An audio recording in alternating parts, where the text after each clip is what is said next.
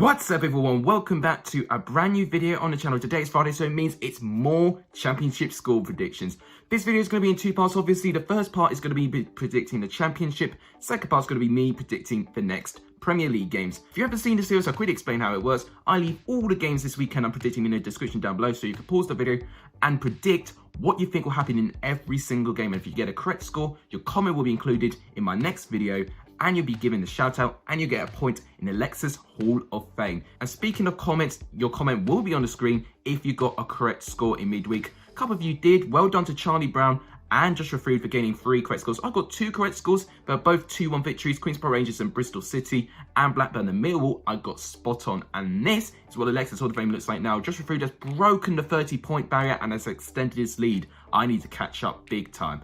It'll be a big weekend following that fans can return in stadiums with a Tier 2 area. But if you guys like what you want to see, please make sure you do give this video a like. It's tremendously appreciated. If you haven't done, please subscribe to the channel. It really made my day. We're on 342 as of recording. Can we push for 350 this weekend? Maybe a bit of a task, but I believe you guys can do it. To do that, please share my video to YouTubers, to social media friends. Leave my links in comments of videos and tell me to shout my name out. A couple of you actually did shout my name out on really big channels this week, so thank you guys so much for that. Continue to do that and I think we'll grow. But without any further ado, let's start predicting this weekend's games. So we'll start off with tonight's game, Barnsley and Bournemouth. Both sides with very contrasting results in midweek. Barnsley got a 2-1 away victory to Birmingham, which was richly deserved. They did fall behind from Lukas Jukovic and against the runner play as well, because I thought Barnsley for minute one were absolutely exceptional. I have to say the likes of Callum Britton and Cauley Woodrow are so good together.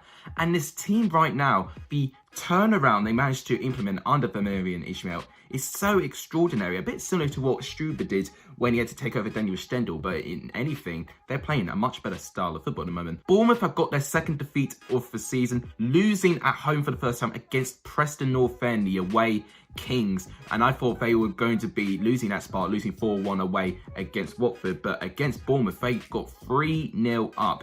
It was a pretty poor performance, but I do think it shows the vulnerability of when they don't have Danjuma in that team, and I don't think he'll be available for Barnsley either, so I think it will leave Bournemouth a little bit exposed, although they do have a lot of attacking quality players. In terms of this game, it's going to be tight, and I think from the injury of Danjuma, I think Bournemouth are going to struggle a little bit, and Barnsley not too heavily hit with injuries either. I'm going to say a 1-1 draw. I think both teams will cancel each other out. Next up, we've got Reading going up against Nottingham Forest. Both sides had a draw in midweek. Reading drew 1-1 with Sheffield Wednesday. They did fall behind, although they did manage to claw it back, and I think with the chances they did have, they probably should have won the game in the end. As with Nottingham Forest, they drew 0-0 with Watford, but it's growing a concern with Nottingham Forest right now that they're not scoring goals. It's actually the 4th consecutive game where they've not scored a goal. They're getting a couple of points and a couple of 0-0 draws, but they need to start scoring goals. And what's been a problem with Nottingham Forest is their injury list. They've got a very heavy injury list as well. In terms of Reading, though, they do have a couple of injuries themselves, but they have managed to cope with the injuries rather well. In terms of this game, the last time Reading played at home, they blew Bristol City away. I don't think they'll blow Nottingham Forest away. I think they'll be very tight and very tough to break down. But I think Reading do have the slight edge. I'm going to say a 1-0 victory to Reading, but I can see Forest staging an upset because they've got the capability. Next up is Brentford going up against Blackburn. Definitely the game I'm looking forward to them, as both teams like to score goals, already scoring over 20 goals in their season, with Blackburn 1 goal away to cracking 30 goals scored already, which is averaging nearly 2 goals a game, which is absolutely incredible for Blackburn's attacking sense, but their defence has not been the strongest. And Brentford right now, they're starting to claw some really good form. And actually both of these sides, very positive runs of form. And I'm proud for Blackburn for the fact they did manage to have a bit of a rot, but they've managed to claw it back a little bit. They're climbing up the table. Brentford right now in the top 6 for the first time this season, and I feel like when they get a good amount of momentum, Brentford, it's very difficult to knock them off their stride. And I think this will be a similar vibe going into this game. I think both sides will go at each other. Both sides will have moments of quality.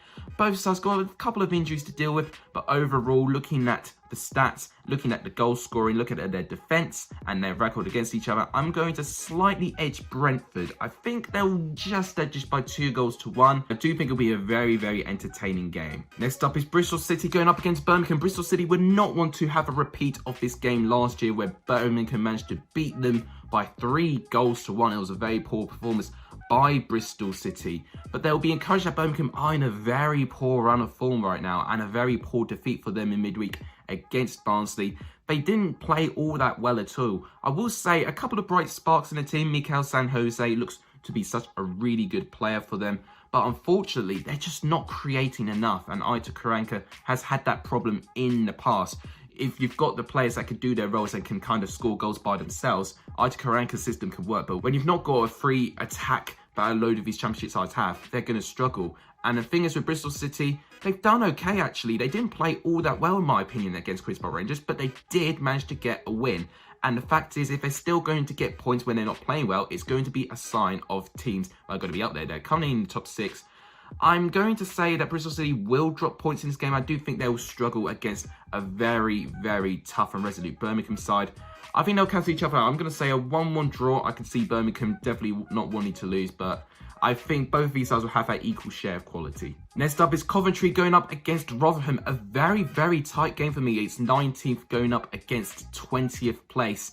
If any of these sides lose, it could put them in a pretty precarious position for being in the bottom 3 after this weekend, especially if the bottom sides do pick up points this weekend. Coventry managed to scrape a 1-1 draw against Derby from Gustavo Hamer.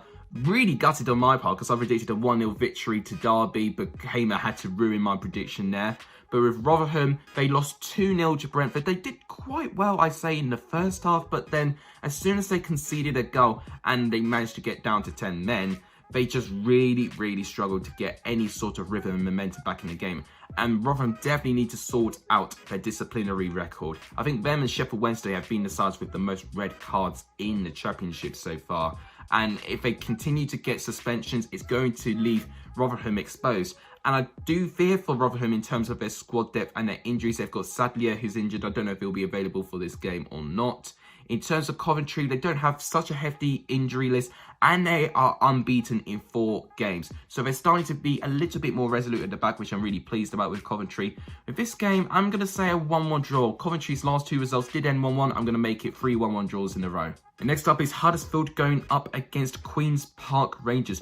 2 sides that occasionally can be good, but they are a little bit inconsistent. But I think more or less Queen's Park Rangers than Huddersfield though. Mark Warburton will be absolutely scratching his head how he's not got this Queen's Park Rangers sides to play with more points right now, because I thought they were absolutely terrific against Bristol City.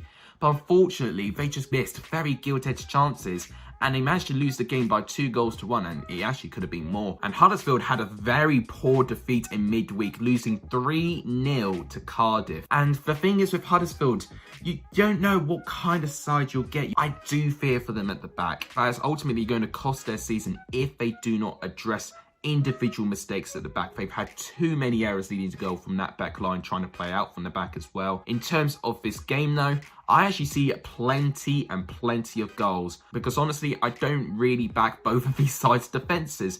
But I think Huddersfield being at home, I'm going to edge them for a 3-2 victory. I'm hoping that this is going to be a firecracker. Next up is Millwall going up against Derby, and I forgot to mention this. Clubs will get fans back in their stadium, and Millwall will have fans back in their stadium. They'll only have 1,000 or 2,000 of them, so it won't be a huge capacity, but this could really lift Millwall's spirits. And they're playing against the Derby side, who I think are in very low confidence.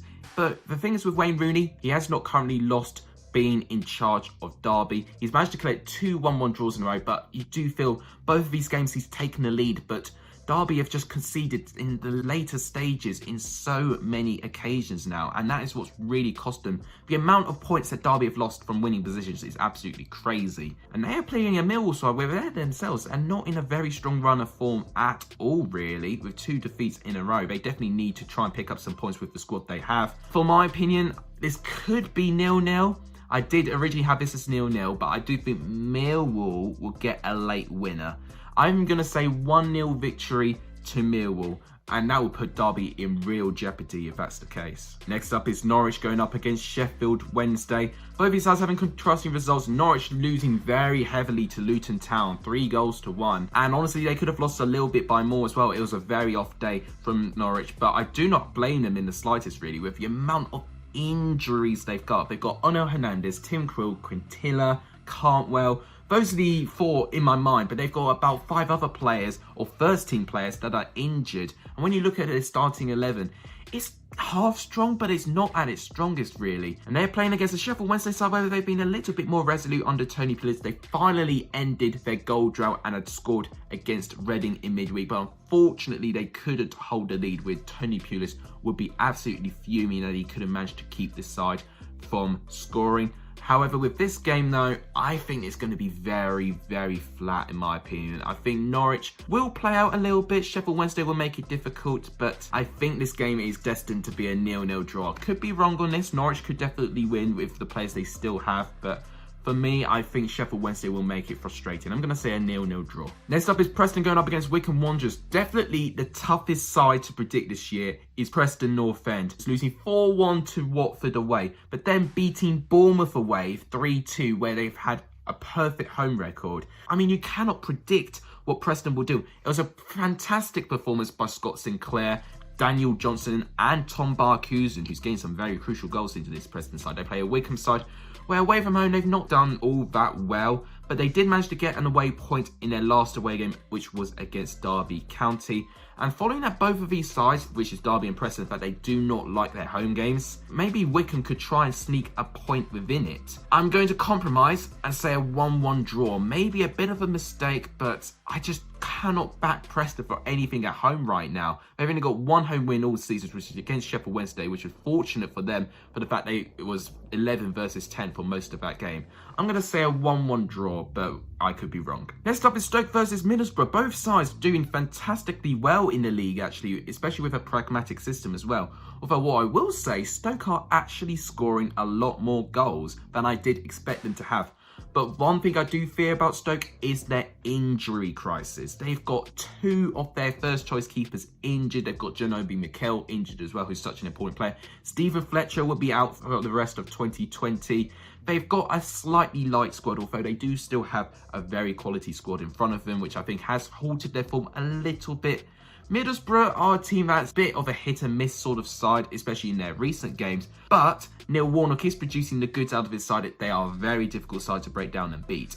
In terms of this game, I did originally predict it to be low scoring, but following that, Stoke have conceded a lot more goals, but have scored a lot more goals. I think this game may be a little bit more open. I'm going to say a 2-1 away victory to Middlesbrough. I just have a little bit more confidence with them in terms of the squad they have available, and Stoke are a little bit light of players. That's the only reason why, but I expect this to be a really, really good game. Next up is Swansea going up against Luton, alongside with Bristol City and Birmingham. Swansea would not want to repeat of what they did against Luton Town in the Liberty last year. They lost 1-0 to Luton Town, and Jordan Garrick got a red card after a scrap at the end of the game. They definitely do not want to do that again this year. With this game though, I'm thinking that this is going to be pretty close. Swansea did lose their game in midweek, and Luton managed to blow their opposition Norwich out of the water with a 3-1 victory. But the thing is with Luton, they are so inconsistent. So they can win like that in midweek, but I do think in the weekend, they're going to lose and go back to square one. I'm going to say a 2-0 victory to Swansea. I do have a bit of confidence with their squad as well. They've got a pretty full fit squad apart from Morgan Gibbs-White. I think they'll have enough to beat Luton. I'm going to say 2-0. And then the final game to predict this weekend is Watford going up against Cardiff City. Both of these sides with a pretty positive result in midweek. Watford did draw 0-0 with Nottingham Forest. Maybe they should have had the difference. I think they did have the better opportunities in that game. Cardiff blew Huddersfield away, and they blew Luton in the weekend as well, scoring 7-0 on aggregate in their last 2 games.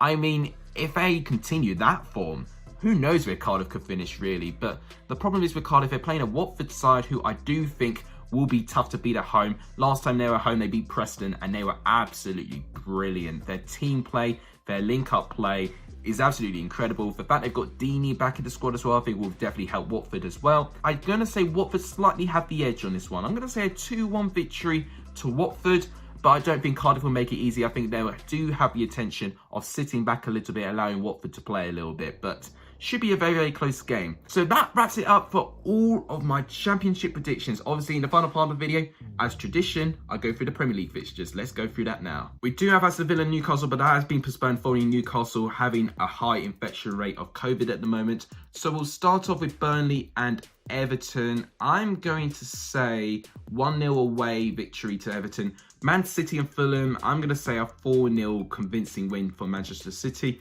West Ham, Man United, I see goals. I think West Ham will fight, but I think Man United will fluke their way into this one. I'm going to say 3-2 Man United. Chelsea, Leeds. Oh, it's Lampard and Bielsa again. I am so excited to see this game, especially in the Premier League as well. I'm going to say 2-1 Chelsea. I mean, I might regret that, but I do think with the Champions League squad we had, Lampard has rested a lot of our first team players for this game. So hopefully we get a strong squad out there. West Brom, Crystal Palace. I was thinking 0-0, but I don't think Palace may edge it. I think 1-0. Sheffield United, Leicester. I mean, it's just all going wrong for Sheffield United right now. I'm going to say 2-0 to Leicester. Spurs and Arsenal, the North London derby. One of the most important North London derbies for a Spurs perspective for a long time. And I think they'll win this one. I'm going to say 2-1 Spurs. Liverpool and Wolves, I don't see many goals. I was thinking 0-0, but I think Liverpool will edge it. 1-0 Liverpool. So that wraps it up for today's video. If you guys liked what you see, please make sure you do give this video a like. It's tremendously appreciated. If you haven't done, please subscribe to the channel. Really make my day. And if you haven't done, please share my channel to as many people as you can. All of that would be very appreciated. But thank you guys so much for watching. You guys are legendary if you saw the end of this video. And as always, take care.